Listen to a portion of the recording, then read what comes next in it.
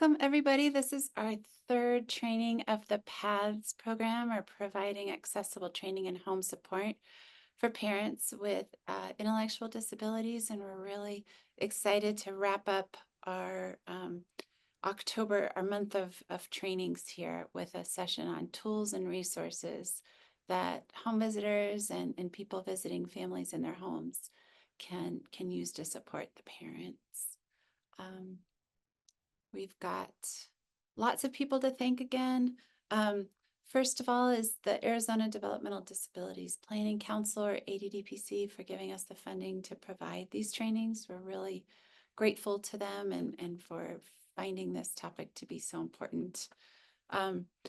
Those of us on the training are from the Institute for Human Development at Northern Arizona, so we'd like to thank our team and those behind the scenes that are helping support us.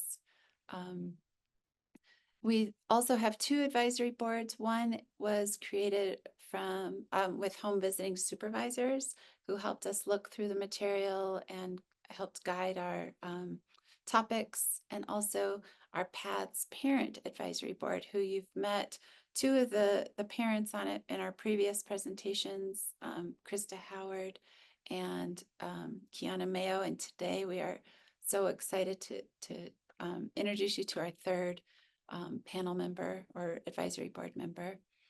And then last but not least are the home visiting visitors that had agreed to do interviews about their experiences home visiting. And I just want to put a plug out there that we are still looking for two more home visitors to be interviewed for this project. We do have a thank you gift of an Amazon gift card. So the typical length of an interview is at max an hour, but we'd just love to hear your experience, whether you've had experience working with parents with intellectual disabilities or not. So reach out to us afterwards and let us know if you're interested.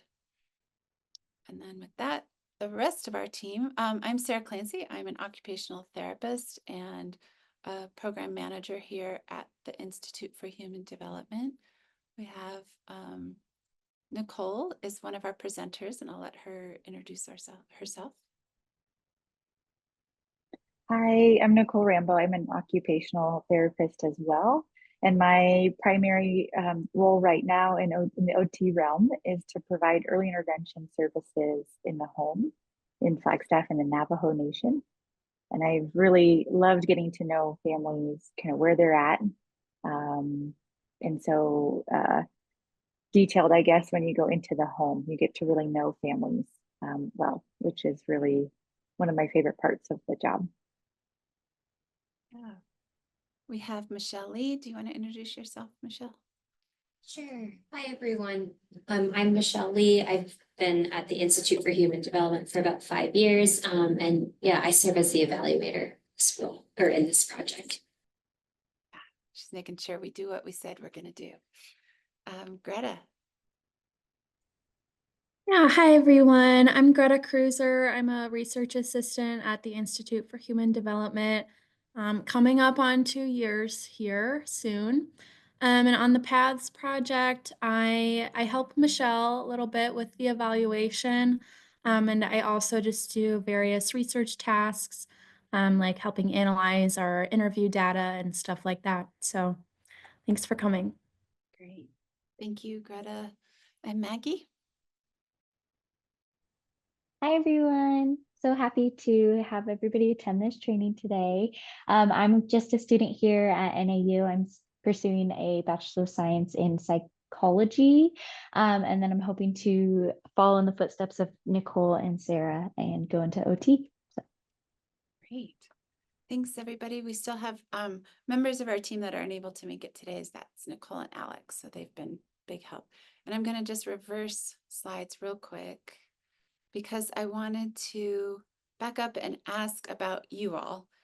If you could please let us know where you're coming from by putting your name and your home visiting program and where that's located in the chat. We'd love to know about you all as we move forward. So go ahead and introduce yourselves. And you're welcome, more than welcome to come off mute. We'd love that as well, if you're comfortable with it.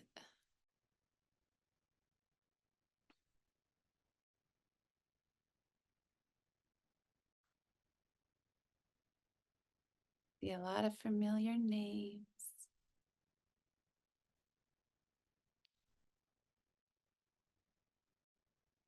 Let me open up my chat. All right. Well, when you're comfortable, we ask that you just kind of introduce yourselves and tell us what programs you work with and where those are located. We'd really, really appreciate getting to know you. So, and with that, I'm going to pass it off to, oh, here's a couple. Looks like, oh, hi, Lena. Lena's a longtime partner of ours from Navajo Nation. And Jennifer Bullock, great to see you too from Wisconsin. Oh, Valerie, long-term from Johns Hopkins. We have a lot of members of the Family Spirit program, which we're just really excited to get to know and possibly work with. And then Maddie is one of our students. We take a lot of pride in working with students and sharing our work with them. So thanks, everybody. All right, Nicole, you're up. All right, so here are our learning objectives for today. We really wanted to dive into specific resources that may feel helpful for everybody who is attending. And so we will cover a really specific Arizona resource for the Division of Developmental Disabilities, or DDD. We'll also talk a little bit about SSI, or Supplemental Security Income. We'd like to identify resources that may be helpful when you're a home visitor, and we'll go through some websites and resources that provide trainings, that provide parenting support groups, and provide parenting tips. We'll learn how to use our plain language guidelines that our team created last spring, and we'll try applying it to a sample curriculum. And if we have time, we'll also give a moment to brainstorm life hacks that may be helpful for parents with ID or for parents in general. And of course, another learning objective really is to take time and listen to Lindsay Brillhart, who's the co-presenter today. And she has some great experience and knowledge, and I'm looking forward to hearing from her. Is there anything else that people are interested in learning about, or that you feel like we've missed in these past couple of trainings? Feel free to put it in the chat and we'll see if we can address it today. And real quick, any questions that you have for me, I'm going to present at the end, but any questions that you have, feel free to put in the chat. I look at the chat. Sometimes the things I talk about feedback off of what you guys do. So put things in the chat as well. Thanks, Lindsay. Go ahead and next slide. All right, so we're going to jump in. Arizona has a specific, what's called the Division of Developmental Disabilities, or DDD. And this is a state-based governmental organization that can provide support to families. It can be, children can be eligible, adolescents can be eligible, adults can be eligible, and some of the diagnoses that are automatically eligible include autism, cerebral palsy, epilepsy, Down syndrome or trisomy 21, as well as cognitive or intellectual disability. So the reason I bring this up is because of the intellectual disability, but you may find that parents may themselves benefit from this program, as well as maybe the children that you're working with. It's important to note that these diagnoses are given on some sort of either medical testing or medical evaluation. And so an adult can receive an evaluation for intellectual disability through a medical provider based on specific criteria that we had mentioned a little bit in a previous training. So what DDD can provide is support through case management, as well as connecting families to different therapies such as occupational therapy, speech therapy, or physical therapy, behavioral health support or mental health supports, as well as respite or habilitation providers in order to help support primary caregivers or parents and really to give them a break at some point. The level of support and eligibility is also dependent on the level of support needed. And so that is a little bit unclear. I can't quite get into it more than that, but know that there is a caveat there that DDD has their own way of collecting information and assessing what need the family may have. Other states, Lindsay, you're more than welcome to touch on what Ohio has. So other states may or may not have programs that are similar to this type of program. Lindsay, is there anything else you would like to say about something like this? So we do an evaluation. Our counties at least in Ohio, do an evaluation, and then the evaluation goes to the state, and then the state decides what kind of a waiver that we get for Okay. respite. Oh, okay, great, thank you. Yeah. Go ahead and next slide. So SSI or supplemental security income is a little bit bigger picture. It's on the federal level, but also a government support program. Many adults with ID may qualify for SSI or Social Security Disability Insurance or SSDI. So this can get a little bit cloudy of what the requirements are, but we know that on their website, they share that factors that are reviewed for eligibility include work and employment history, income, severity of disability, and also the living situation. It's important to note that children can qualify for SSI as well. We do have these links, and Maggie has been able to put all the links in a resource page if you'd like to click on these websites. The websites themselves will help you navigate what program you may want to attempt to apply for, but it's hard to look at all the information without starting an application. So there is some good information on their website. But again, parents may be able to receive this as well as their children. So I think it's really important to know the span of these resources. And really quick with that, there's an income base. I don't know what it is for Arizona, but there's an income base that there's a max that you can get. Just be careful with what your families get and what they can't get. So that's a good point. Yeah, thank you, Lindsay. Next slide. So next we'll go into resources. We covered a lot of these resources. We added a few new ones in this fall kind of training series, but I divvied up the topics a little bit differently so that you could go to a direct slide to look at what you're looking for. So we'll go through some websites that have trainings for professionals or for people who are working with parents with ID. There's some really great resources for parenting tips for parents with ID. And there's some really awesome parenting support groups at a state and national level. Next slide.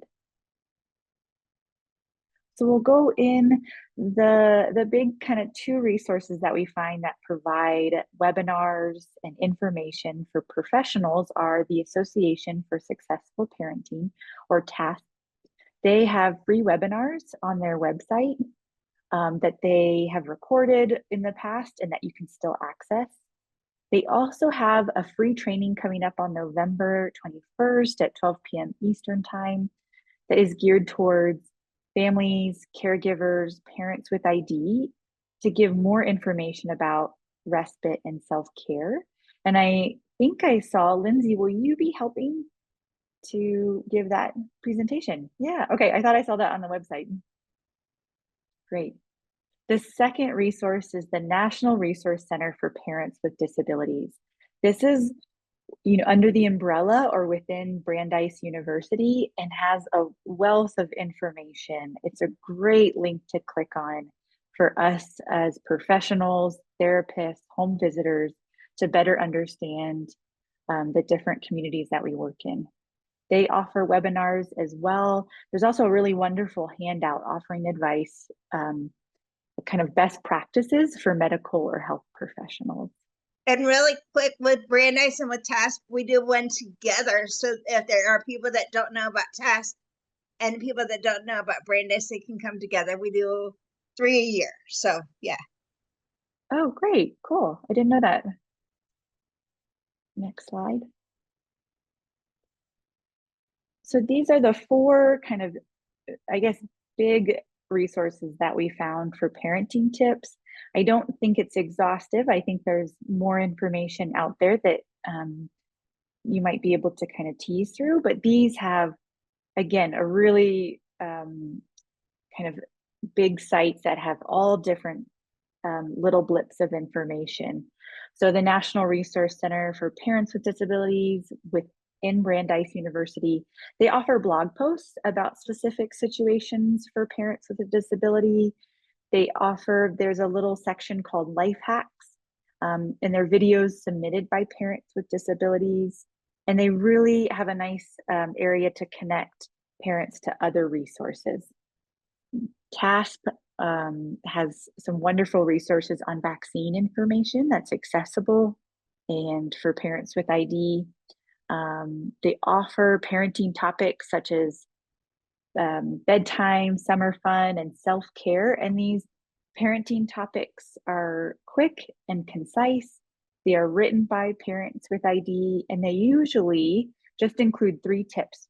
So really, it makes it kind of nice and simple, and it breaks down these big ideas into something that is really concrete and accessible. They also have a range of blog posts about really specific situations for parents.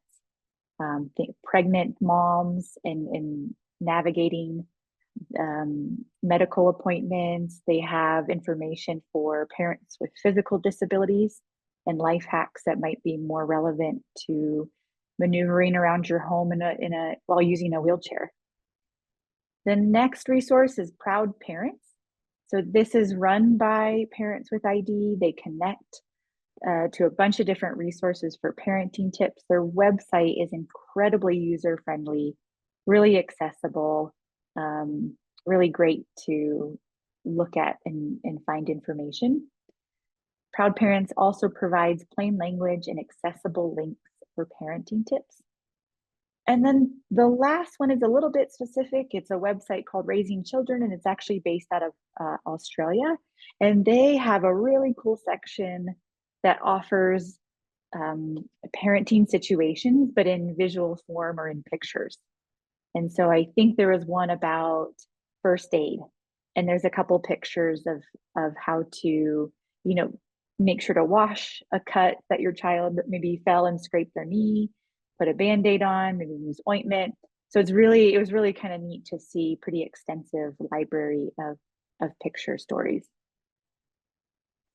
Next slide. And then parenting support groups are really geared towards connecting parents with parents and making sure people feel supported, as well as providing mental health resources, making sure that we're supporting parents with self-care, finding options for respite, simple ways to include meditations into your day, really trying to reach parents where they're at, because parenting is quite difficult and stressful at times. So the ARC of Arizona is a parent support group. The ARC is really a national group that provides, I believe they have a chapter in every single state. And so I do have an Arizona specific website, but there is a great national website that you can look for different chapters and different state-based resources. So the Arizona specific one has training and support for self-advocacy, independent living supports for people with ID, and a parent support group getting to connect. Ability 360 offers, I think, a mental health support through a different lens. They help with employment assistance. They also offer a really wide range of fitness and recreation opportunities. So really trying to be inclusive with an actual gym space, but also trying to find resources in the community that help people be active and do activities that they'd like to participate in. They also have a training and support area or center for self-advocacy, really helping parents know what their rights are and what they can ask for, and how to kind of help educate others. Proud Parents, again, offers a range of support options as well. This is a new resource called SABE, or People First Self-Advocates Becoming Empowered. Their website is really cool as well. They really focus on providing the right support for parents to become, or parents and really anybody to become self-advocates. So a lot of information for knowing your rights, knowing how to protect yourself and your children, as well as kind of anything else in that topic. It was really pretty extensive. They have some webinars that I wasn't able, the links didn't seem to be as active, but they have PowerPoint slides connected to specific topics for parents with disabilities. And then the last one is Care for the Caregivers. This is an Arizona-based support group, and they again offer extensive ways to connect, to feel supported, and to help parents with their mental health. Next slide. This is an image of a book that's called A Celebration of Family: Stories of Parents with Disabilities. This book is a collection of stories of 30 families, and in each family, a parent or both parents are disabled. The stories cover a wide range of topics that each parent or parents or family has experienced. And so we put a link here. This is something that I think has come out of the TASP group. Lindsay, would you like to add any more or clarify for me? So we have a contact in Kentucky that asked if, and it's not just TASP, but there are a few people to write stories about things that inspire us or why we do what we do and things like that. And when I get to my part, I'll share more about what inspires me and things like that. And it might help you with some of the things that you guys go through daily and things like that. But it's just about how we live life, basically. How our life started. For example, when I'll give you my example, or one of my examples. When I was pregnant with my second little girl, and you'll see pictures of my little girls, but don't switch that yet. My family wanted me to have an abortion, and it's like, okay, my family has doctors and stuff in it, and I was like, nope, I want to see what I can do to take care of my kids on my own, to see if I'm gonna be a good parent. So I had a fake baby that I took with me 24/7 for about 3 days to prove to my family that I could be able to take care of a baby myself or with help. So, yes. Wow, thanks for sharing, Lindsay. And I'm curious, is your story in this book? Not that story, but it's how I got through some of the things with my kids, and things that inspired me to do what I do now with TASP and with Brandeis. Yeah, wonderful. And we may have more questions for you too at the end about your roles. And Go ahead. Yeah. Yeah, Well, feel free to ask. Oh, great. Thank you. Yeah, we'll go ahead and keep moving forward and make sure we give you time to speak. Now, so real quick before I start, the one with next to me is my daughter that's 23. She is verbal and has a slight disability, and she lives with my mom and things like that. So my story has a lot more to do with my daughter in the teal. That's Sarah. So my story has a lot more to do with her. So if you want to switch to the questions.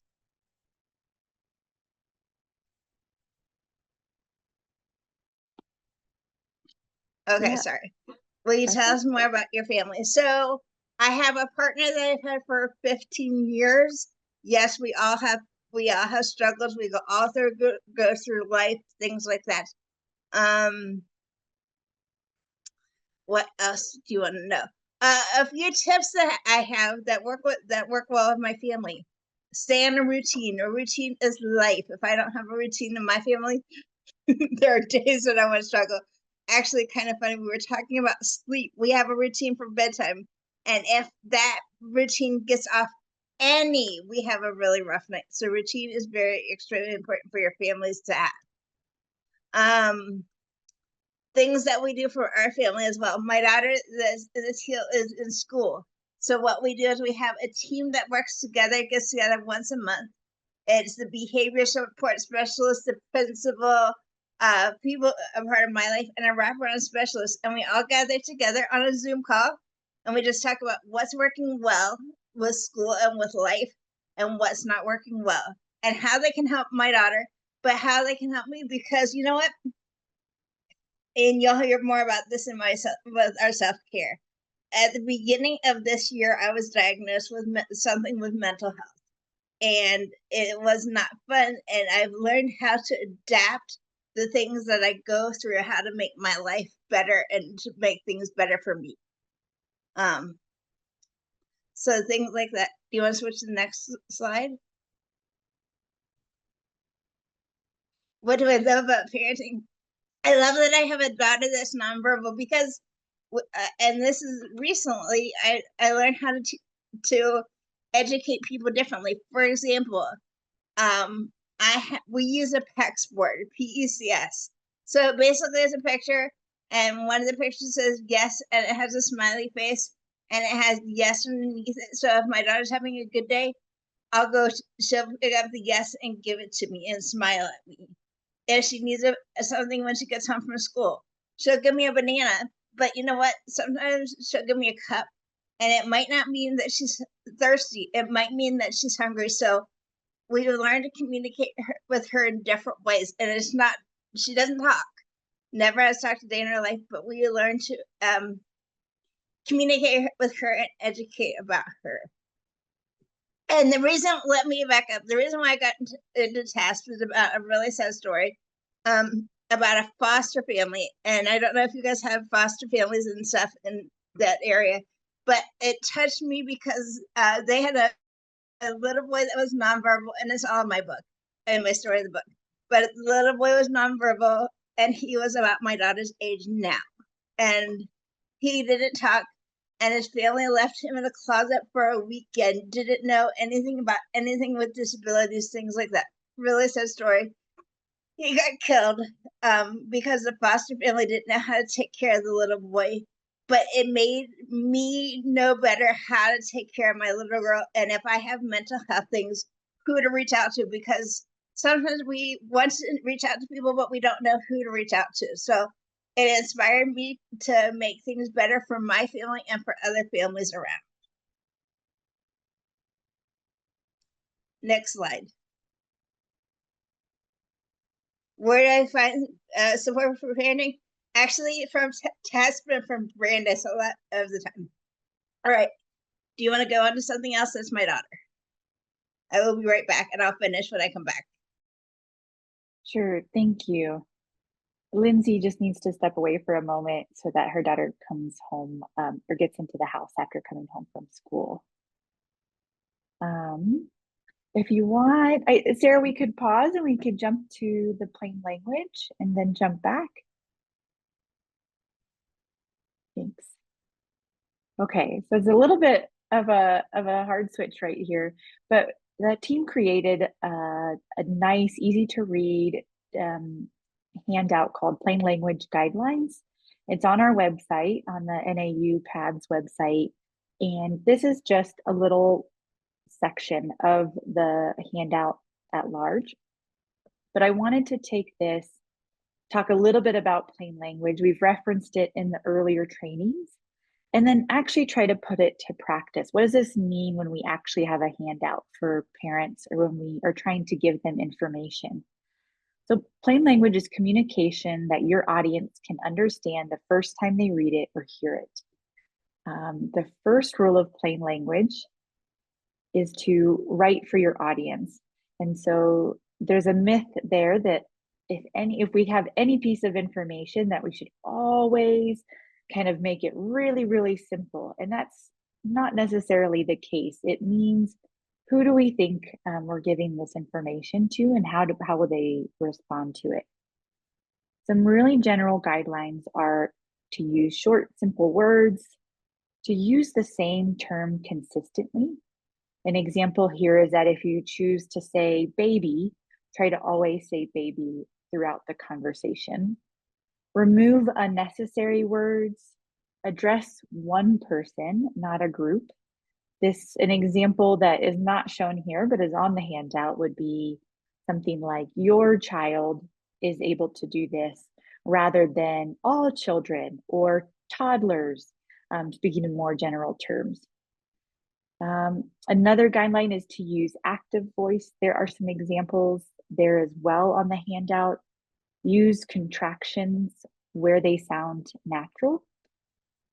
Provide examples, and to use lists. So this, I want you to have a little bit in the back of your mind. I just picked out 3 guidelines that we'll try to apply to a handout. Go ahead, next slide. So this is a sample of a Parents as Teachers curriculum. This is something that you can look on the Parents as Teachers website. You can find more information, and you can actually request a few handouts just to review and just to look at. I want to also put a caveat that this is not to critique parents as teachers or to say that they're doing this wrong. I think this is just an opportunity to take information that I know could be provided to a parent and maybe tailoring it or changing it to someone with ID. So in this sample curriculum, this talks about how much sleep does your toddler need? And it goes through a little bit of information about sleep and maybe what is affecting sleep. And then in the image, it has a chart that is categorized by age, starting at 1 year to 3 years. And then in each section, it has a little bit more information about, in 24 hours, how should your toddler be sleeping? The next slide. So really, I just took one section with a few sentences. And what I'm going to ask for participants and attendees to do is to pick out, in this particular slide, to pick out one sentence and to see if you can change it to a shorter sentence, something with less words. I'd like to see examples of using short, simple words. So you can pick out any one sentence that you see. I'll go ahead and read the paragraph so that everybody can access the information, and then I'll ask you to put your thoughts in the chat. So this is that your toddler should sleep 10 to 13 hours in a 24-hour period. Your toddler's nighttime sleep will be about 10 to 11 hours. She will probably take a 1 or 2 hour nap in the afternoon. Her nighttime sleep can be affected by an exciting day, sickness, changes in normal routines, and developmental milestones. Thanks to her active imagination, she may start to have nightmares.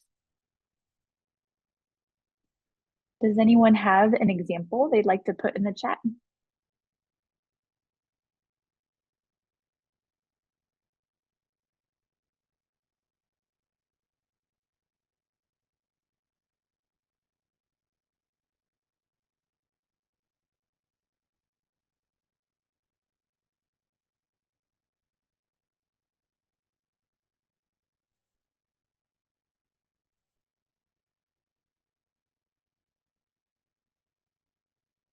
All right, I'll go ahead and put an example and see if any others come up.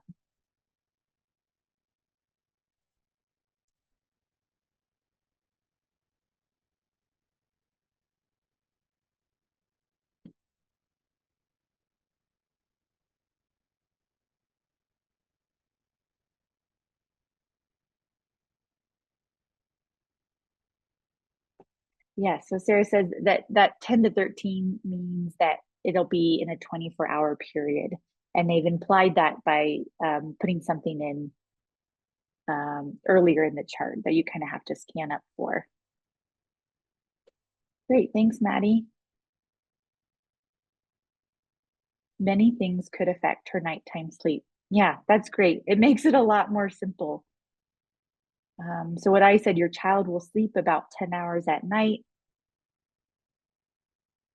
Yeah, Kristen, thank you. She might take a nap in the afternoon. Great. Wonderful. We'll go ahead and move to the next slide. So we're going to use the same section of information. And I'm curious, so the next one of the bullet points in the guidelines was to provide examples. So I offer two different opportunities here. I'm asking, what is an example of an exciting day? What does that actually mean? Or what is an example of a developmental milestone that may affect sleep? These might be areas that parents with ID are not exactly sure what the intention is. And so this is a way to make it a little bit more clear.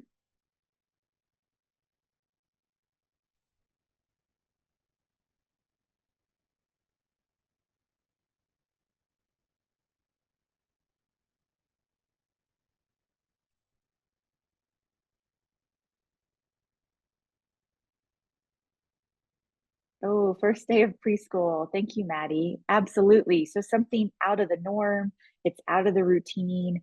It might provide lots of stimulation.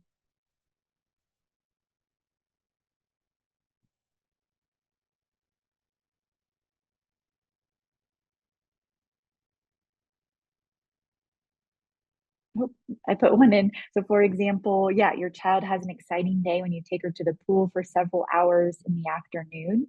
Maybe that's something that the family had done recently. A birthday party, absolutely. Meeting other people or children. Yeah, we certainly have some holidays coming up.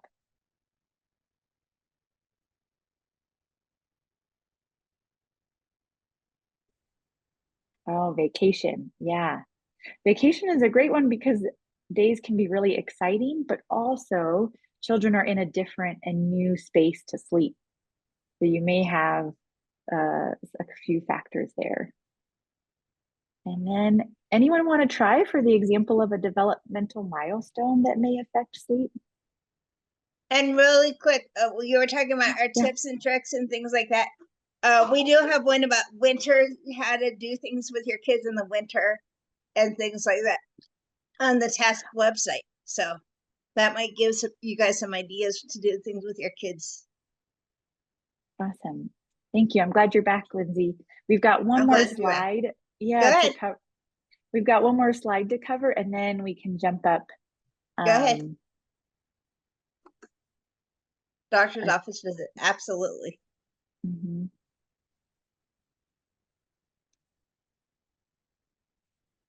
Yeah, baby teething. Oh, yeah, that is a process. And Sarah mentioned, oh yeah, sleeping in a big girl bed, or right, changing from a crib. That would be pretty appropriate at this age, from a crib to a toddler bed, or that's a big shift in being able to sleep soundly. Okay, come here. Come here. All right, I'll go ahead and ask for next slide. Okay, so the last kind of activity that I'll ask you to do is what is an example of using a list? And so a list is really using bullet points rather than having a really long sentence with lots of information in one sentence. I'll give you a moment if anybody has ideas of how they could list some of this information.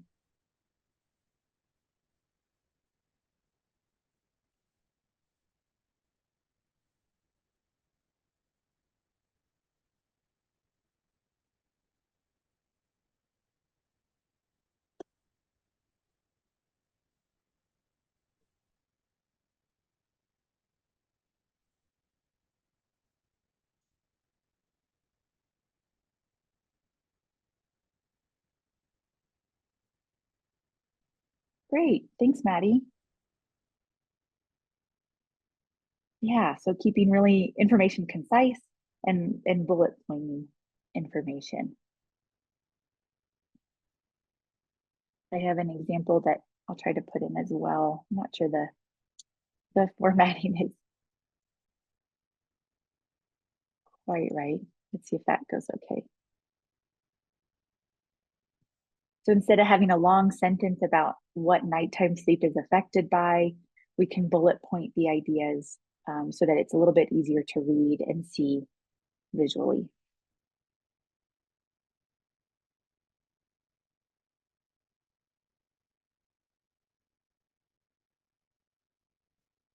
All right, thank you everybody for participating. I want to jump up and give Lindsay the floor again to answer a few more questions and then open it up if anybody has questions for her.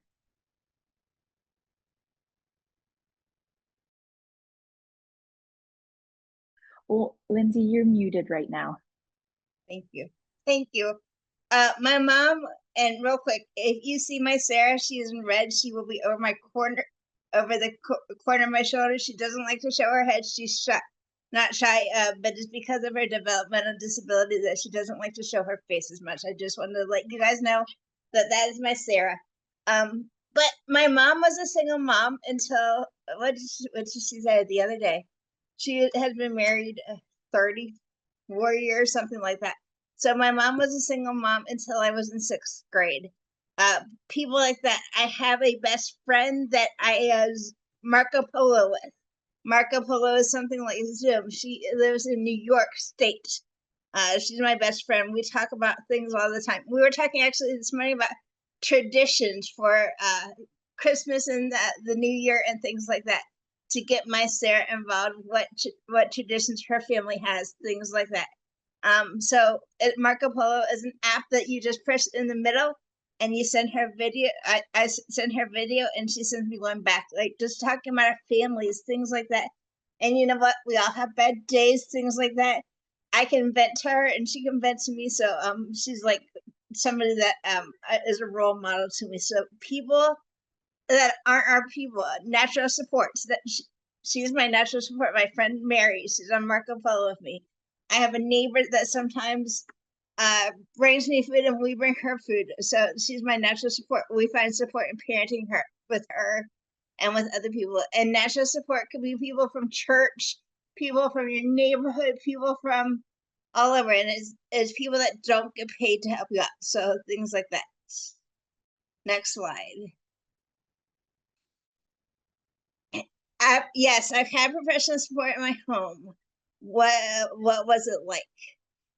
Professional support can mean many different things. CPS or Child Protective Services has been in my home.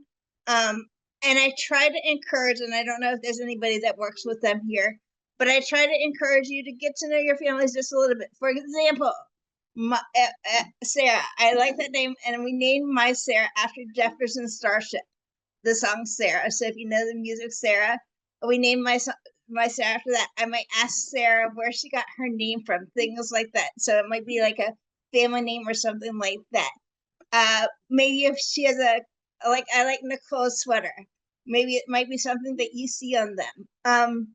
The other thing that I would encourage you is not to wear your badge.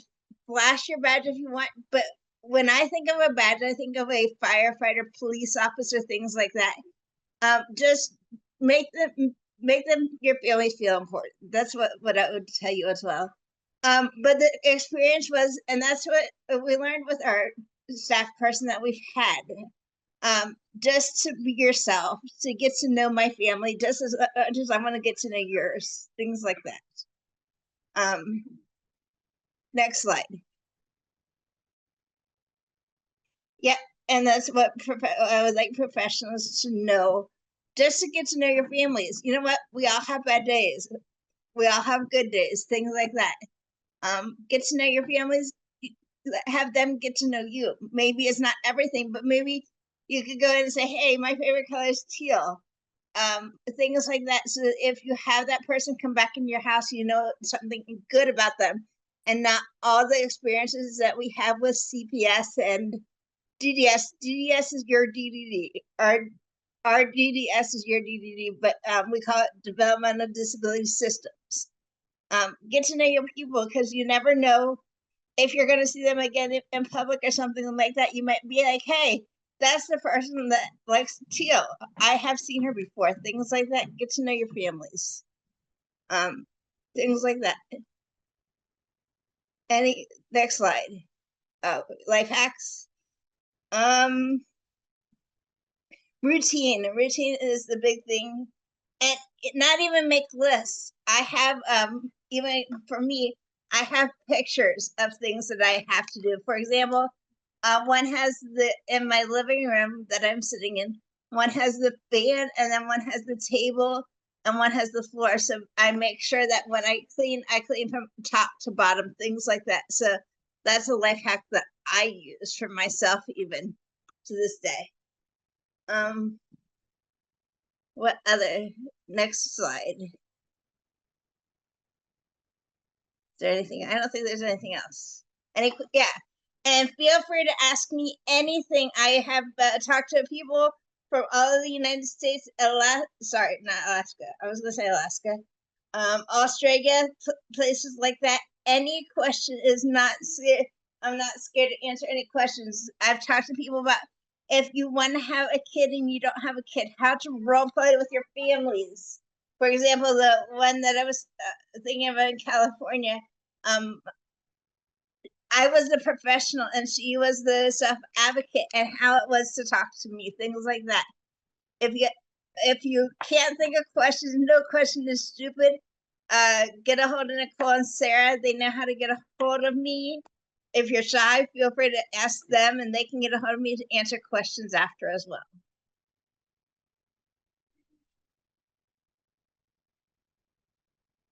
No questions? I like questions. I'm not going to pick on people. Hi, Lindsay. Hey.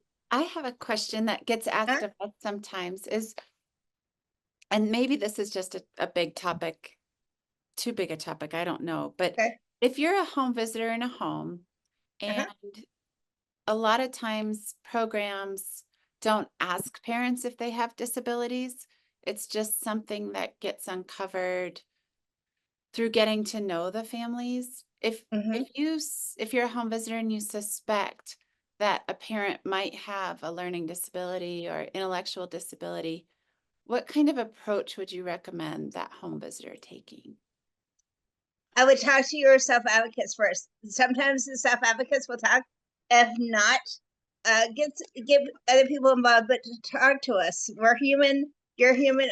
We want to be talked to, and we don't want to be looked down to. So that is something that I would tell you to look at. We do find that out a lot, because I want to be known as Lindsay. I don't want to be known as Lindsay with the IDD person. Actually, was something like that, and it's funny now.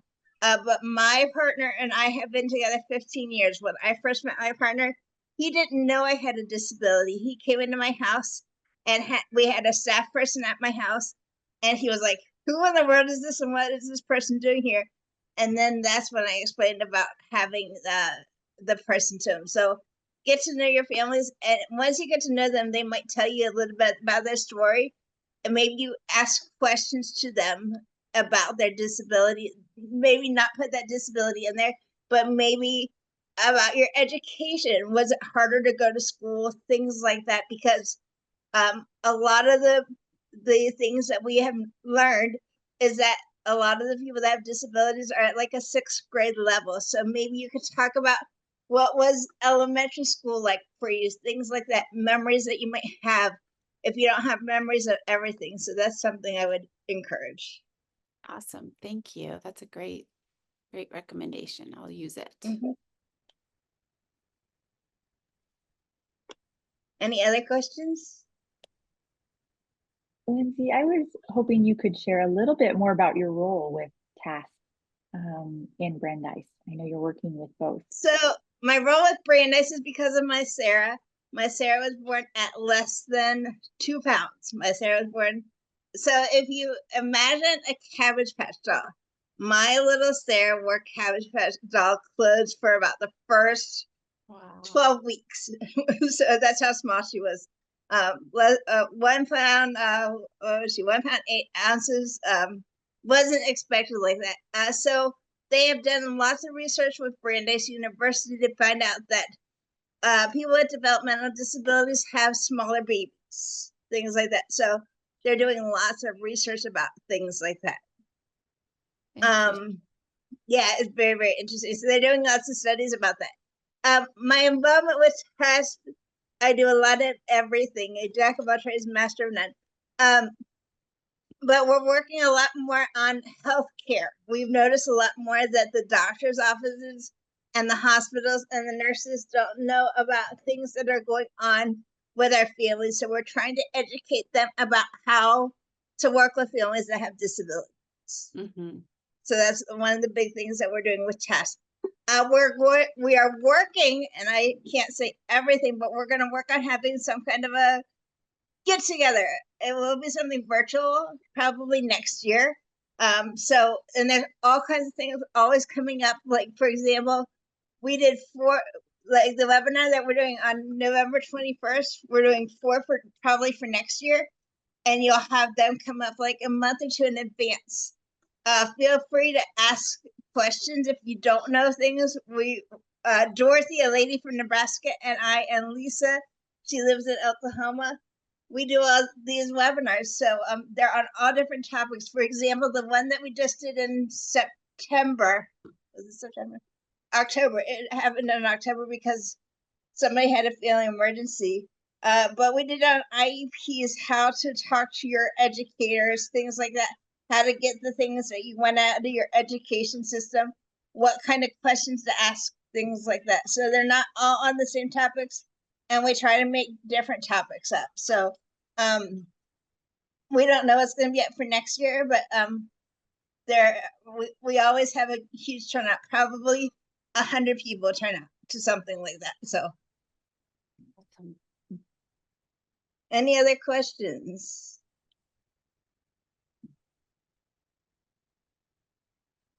And feel free to sign up for our mailing list. If you don't get on, if you're on our mailing list, you'll get notifications. Like the webinar sign up for November is not up yet, but it will be up soon. So feel free to get on our mailing list. It's on the website for TASP. Well, thank you, Lindsay, and thank you, Nicole, for presenting today. This was just really Thank you. wonderful. Oh, sorry, did I cut somebody off? No, I was just saying thank okay. you to you guys. Okay, all right. Well, we really want to thank, this has been such a successful 3 trainings because of our parent advocates and because of all the work that Nicole has put in to the trainings themselves. So I just want to give one last plug to any home visitors who are interested in being interviewed and meeting with me and just kind of sharing your experience with me. I'd really love to learn more. And I'll pass it on to Greta. Thank you. Hey everyone. Thanks again for coming. I hope that you enjoyed our training. Real quick, this QR code will lead you to a survey that can allow you to provide feedback, your thoughts on our training, and then also it will redirect you to receive your certificate of completion if you need that. Survey is really quick and simple, shouldn't take you any more of 5 minutes, if that. It's completely anonymous. Every response is reviewed and considered when we're looking at feedback to make improvements to future trainings. So your feedback would really, really be appreciated. So yeah. Really quick Thank you. before I forget, there was something else that I wanted to say. When you're talking to your families, make sure you have plain language. I know you've talked a little bit about that, but make sure if you have things that are important for your professionals, put that at top and maybe highlight plain language and put something that your self-advocates could understand. That's what we've done a lot of work on as well this year. I wanted to say that before I forgot. Thank you. That's a great Yes. reminder. Way to wrap it up for us. All right, everybody, take care and enjoy the rest of your day. Thanks for joining us. Thank you.